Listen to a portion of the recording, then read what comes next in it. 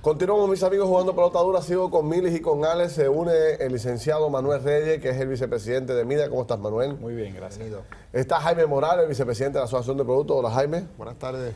Y nuestro amigo Arturo Carrión, que es el vicepresidente ejecutivo de la Asociación de Bancos. ¿Cómo estás, Arturo? Buenas tardes. Bienvenido. Bueno, hay muchos temas. Vamos a coger el que está más caliente. Tú vienes del Capitolio ahora mismo. ¿Qué está pasando allí? Ahí se están dando a los golpes, como No, les decía, oye, por un minuto. ¿Cómo tú vas a decir Por una un cosa minuto. así? Sí, por un minuto del mensaje. No, pero la realidad es que se está discutiendo el proyecto de empleo ahora. No peleo ahora. Exacto, yo espero. El proyecto de empleo ahora, que ciertamente pues ha dado de qué hablar. Y entonces pues nada, ya empezó, todavía está empezando el debate, pero ya se ve que va a estar caldeado y que la noche va a ser estaba larga. condicionando el apoyo de este proyecto porque ustedes querían que se ayudaran a los comercios, a los empresarios locales. ¿Eso es así? Sí, nosotros expresamos una reserva con el proyecto original. Básicamente porque entendíamos que el proyecto no tenía criterios de quién iba a recibir los incentivos. Entonces nos parece que cuando el Estado tiene tan pocos recursos, debe asegurarse que los recursos van a quien lo necesita y no que se convierta entonces en un subsidio a empresas, particularmente multinacionales, que realmente van a crear los empleos como quieran y no necesitan esos recursos. No es que no vengan, pero que vengan con sus propios medios. O sea, no hace falta que el Estado invierta en eso y sí que lo asigne. ¿Cuál es la posición de la Asociación de Productos de Puerto Rico? ¿A favor o en contra? A favor, condicionado a que se hagan unos cambios a esa medida, ¿verdad? Que aseguren que esos incentivos del gobierno tengan el efecto que deseamos, ¿verdad? Que ese efecto multiplicador del empleo sea el mayor posible y que no incentivemos cosas que van a ocurrir. Pero las enmiendas que ustedes presentaron las acogieron. Bueno, el proyecto final... Por lo menos lo escucharon. Bueno, precisamente eso era lo que nosotros estábamos, por lo menos se añadieron enmiendas en el piso, que hay una en particular que nos complace bastante y esperemos que si el debate se da como debe, pues hoy se apruebe con ese tipo de enmiendas. Y vamos a ver si tenemos todos los votos aquí. Arturo, ¿cómo votaste tú allí? No, nosotros no hemos votado primero porque no estamos en el loop de las vistas, No sé, aunque pero... sí nos interesa el proyecto. Pero a mí me gustaría cambiar un poquito el tema. Yo creo que el problema principal que tiene Puerto Rico no es ese proyecto, ni es el alza de la luz y el agua. Yo creo que el problema principal que nos estamos enfrentando es que hay que cuidar el crédito de Puerto Rico, porque si la deuda de Puerto Rico se reduce su nivel crediticio, vamos a tener un problema bien serio y ese debe ser ¿Usted tiene información foco de que eso vaya a principal. ocurrir en algún momento? Eso puede ocurrir porque yo creo que las casas acreditadoras nos están dando el warning hace tiempo. Arturo, ¿qué tenemos que hacer para evitarlo? Yo creo que lo principal es que el clima de inversión se mantenga, que el discurso privado, gubernamental, vaya dirigido a que en Puerto Rico haya unas condiciones de inversión mucho más positivas de las que hemos tenido en los últimos años. Sin embargo, para ir a ese punto, discutíamos en el segmento anterior que en el caso de la APP, pues parece haber distintos mensajes. Lo vamos a quitar, lo vamos a revisar, podemos echar para atrás, podemos echar para adelante. Ahora con lo de energía renovable, vamos a revisar todos esos contratos y no descartamos...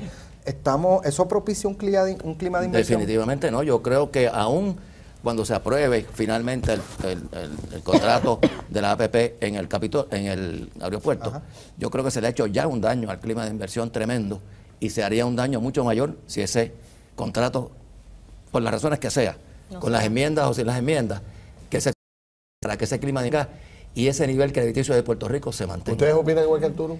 Bueno, a mí me preocupa más cosas como el 4% a las multinacionales y ciertamente en qué medida eso impide la inversión productiva, la inversión en área ¿verdad? de manufactura en la isla de cara al futuro. Yo creo que en términos de la situación económica del país, lo que ha causado gran parte de lo que estamos viviendo es precisamente que se dejó de recibir inversión y en la medida en que no haya credibilidad o no haya estabilidad, que es lo que estamos hablando. Pero algunas de esas empresas que pagaron el 4%, ¿se fueron de Puerto Rico? Bueno, no se han ido, eso no quiere decir que no se van a ir, pero se detuvo la inversión. Y entonces, hablando de mensajes a los inversionistas, eso fue un cambio de las reglas de juego. Esas empresas tienen un decreto de exención contributiva que Puerto Rico le fue y les vendió. Estas son las reglas de juego, esto es lo que tú vas a pagar y de repente nos tiramos independientemente de que haya la necesidad, porque todos sabemos que la hay. Pero Pero ese es hablando de mensajes. El pasado martes Mili le trajo a José Aponte un proyecto que él está proponiendo para aumentar a 10% la contribución de esas empresas y le preguntamos eso mismo, ¿sabes? Y él lo que indicó es, no, eso no es nada, porque ellos lo pagan por aquí, pero no tienen que pagarlo en Estados Unidos, por lo tanto el efecto decían los dos, tanto Tony Fax como José Aponte, que entonces lo que había que hacer era mejorarle la prestación de los servicios, mejorarle los servicios y mejorarle la facturación de la luz, del agua, pero subirle esa aportación al 10% y de ahí resolvamos todos los problemas económicos. La realidad es que eso no ocurre así, obviamente, pero nada más la propuesta conlleva esa pérdida de credibilidad y crea más inestabilidad en un ambiente donde no estamos atrayendo inversión y donde estamos creando una desconfianza tanto interna como externa. Y la realidad es que tenemos que parar eso. Si queremos, por ejemplo, lo que menciona ella, si se han ido. Yo creo que el mejor ejemplo lo tiene la ida de las 936. O sea, se decía que no se iban y se fueron. Claro. Y se fueron y no han vuelto. Y no creo que van a volver mientras le estemos enviando mensajes completamente en contra de la inversión. Don Arturo, ¿qué podemos hacer para generar dinero? Porque es que el fisco no aguanta más. Bueno, pero es que tú tienes que mejorar la economía, mejorar la inversión. Internamente esa inversión no está. Hay que buscarla del extranjero principalmente para que entonces la local fluya. Pregunta que hago sobre el agua. Dice el director de acueducto aquí en este programa, mira, yo pagaba 85 millones de luz, ahora pago 185 millones. La EPA me obliga a tener que construir unas plantas para darle calidad en el agua potable, que tengo que gastarme 300 millones de dólares en obra pública. Ya son 400 millones de dólares que no tengo. Y el Estado ya no me va a subsidiar porque me mandaron la carta diciendo ya no me chavos. ¿De dónde saco los chavos? Entonces él baja con el aumento de los 20 dólares. ¿Cuál es la posición de ustedes? ¿Están a favor o en contra de ese aumento? Bueno, es un aumento adicional en un mercado donde las ventas no están creciendo, por supuesto que ya es algo negativo y representa una carga que muchos negocios no pueden cargar, ¿verdad? Y para los individuos igual, ¿verdad? Estamos hablando de presupuestos ya muy limitados, de muchas personas desempleadas, personas retiradas, tienen presupuestos bien restringidos y por supuesto que eso no es bueno para la economía. Yo creo que Acueducto tiene que buscar la manera, ¿verdad?, de identificar unos ahorros internos. ¿Pero qué hace el hombre? Tiene 400 millones, tiene que buscar. Por eso, pero ese es el eterno problema, que viene primero el huevo o la gallina. O sea, subimos las contribuciones porque gastamos demasiado. Y entonces, pues seguimos, tenemos que subir las contribuciones de nuevo porque volvimos a gastar porque nos afectó el ingreso. Pero al subir las contribuciones, afectamos la economía, dejamos de recibir ingresos, ¿verdad? Y seguimos en el ciclo vicioso. En algún momento el Estado, precisamente ese es el rol del Estado, detener ese ciclo negativo y tratarle entonces de hacer unos balances para que se pueda generar el desarrollo económico. La crítica principal a la administración pasada era que se enfocó en lo fiscal y no en el desarrollo económico. Esperamos que esta administración no cometa el mismo error y eso mismo es lo que tienen que empezar. O sea, tenemos que separar, está relacionado, pero en términos de política y largo plazo tenemos que desarrollar políticas de desarrollo económico y que no estén del todo atadas a lo fiscal. Sí, yo creo que los aumentos tienen que hacerlo, desgraciadamente tienen que hacerlo, pero a largo plazo hay que buscar recortar costos, porque no podemos seguir aumentando los ingresos y no rebajando los costos, porque no vamos a terminar nunca. Y entonces el bolsillo del consumidor siempre se va a ver afectado. ¿Por qué? Porque mientras tengamos la capacidad de poner más tarifas, de subir los ingresos de estas compañías, vamos a tener un problema eterno, porque se mantiene el costo y el costo hay que reducirlo. Y Ferdinand, eso afecta desde una panadería que paga quizás 500 dólares en agua y que de momento va a pagar 750, 800. Claro. Estás hablando de un impacto directo y una grande ni te digo, ¿verdad? Y que eventualmente le subirán los precios a los consumidores también de sus productos. Pero es como decía, o sea, también es como un círculo. ¿Qué hace el hombre? Porque entonces, el hombre tiene 300 millones de dólares que invertimos, si no lo coge para los multas. Hay que hacer lo que y las aguas pierden calidad. Y por otro lado, tiene que pagar la luz. Tiene y que le subió 100 millones de luz. Podemos recortar la bonificación, hay que aprender a controlar el costo. Hay que exigirle lo que se le exigía al pasado. Exactamente lo mismo. Tienes que establecer prioridades. Exacto. Y eso es lo que, o sea, volvemos, hay muchas necesidades, pero hay que establecer cuáles son las principales. Y yo creo que, hablando de la parte productiva, yo creo que ahí es donde se da la prioridad, que tú esperas que entonces te genere desarrollo económico y entonces te va a generar nuevos ingresos para pagar todas esas deudas. Pero si lo haces al revés, no funciona. El clima de inversión está.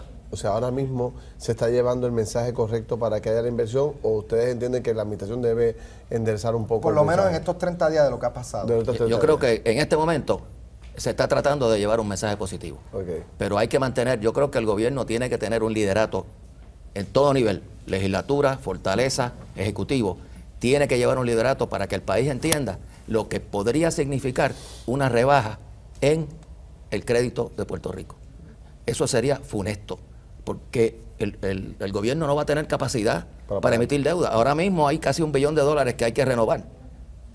Y si el crédito de Puerto Rico se rebaja aún más por las casas acreditadoras, inclusive eso no se va a poder hacer. ¿Cómo doña Juana en su casa se afecta porque degradaron el crédito al gobierno de Puerto Rico? Ya en este año el gobierno de Puerto Rico está pagando como que $180 millones más en intereses por la degradación que hubo en algunos de los bonos. Y eso redunda. Sí, pero eso doña Juana no lo siente en su casa. Bueno, redunda en menos servicios y menos capacidad del gobierno de subvencionar el agua, por ejemplo, como lo va a sentir en el bolsillo. Quizás no se dé cuenta que sea por eso. Hay una propuesta del senador Ramón Power, Ramón Power,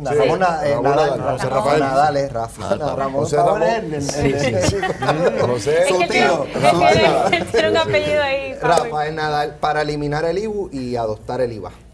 Eso se ha discutido y es a veces un poco controversial porque a los comerciantes les preocupa la complicación en la cadena, pero yo creo que es válido explorarlo y que se discuta porque tenemos que buscar alternativas y puede ser, y lo que sí se discute es que el IVA debe ser más eficiente en el cobro que lo que es el IBU. Pero hay que ver que de alguna forma no abone el problema de complicación a los comerciantes y siga abonando a la situación económica. Y puede haber otras alternativas como tratar de retener parte de ese capital que las empresas multinacionales, y no me refiero a de manufactura, a las comerciales, que busquen la manera de dejar dinero en la banca más tiempo, incentivar eso de alguna manera que permita que los comercios tengan acceso a crédito y que puedan crecer.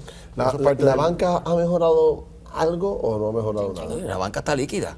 El capital está más alto que hace 10 años. O sea, el capital antes era $2.3 billones y hoy es 7.4. O sea, la banca tiene dinero para hacer préstamos. El problema es que la economía no propicia una demanda de crédito adecuado. Yo creo que ese es el problema. Hay que mejorar la economía para que la banca pueda continuar prestando. Qué interesante estuvo esto, señores y señores. Hay que seguir hablando de este tema que está buenísimo porque tenemos que seguir profundizando. Me parece que es interesante lo que tú planteas. Hay que tocar ese tema. Vamos a llevarnos a la asignación, nos tocamos la semana que viene.